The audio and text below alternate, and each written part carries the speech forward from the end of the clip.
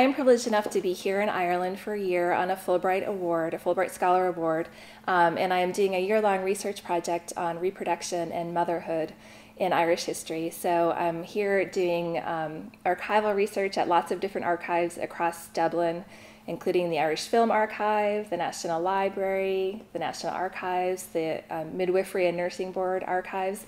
And so I'm going to write a book on motherhood in 20th century Ireland. And I'm also interested in exploring the connections between motherhood and Irishness, or the Irish nation. But for as long as I can remember in my scholarly or academic career, Fulbright's been something I've been aware of and its prestige, and I've known several people who have gone on Fulbrights before.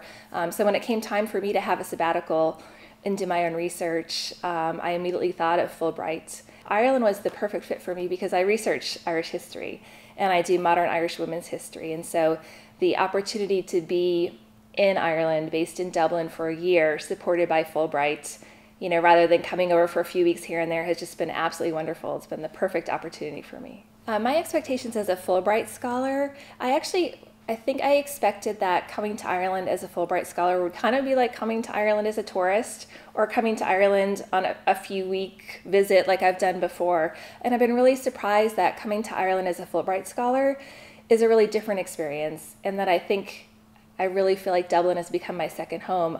Academically, I feel like being a Fulbright scholar has allowed me to make connections and inroads all across not only Dublin, but the entire island. So I think being a Fulbright has allowed me to sort of come and have an instant community.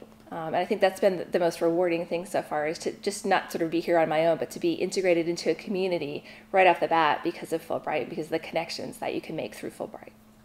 I suppose what I'm really surprised about personally is, again, sort of how at home I feel here and the relationships I've made here, how enthusiastic people are about the research I'm doing, not just within academia, but taxi drivers or B&B operators or people I meet on the street are so friendly, and they're asking me what I'm doing here, and as soon as I tell them, they have their own opinion and they want to talk about it. So I think it's just so wonderful to feel like you have a second home.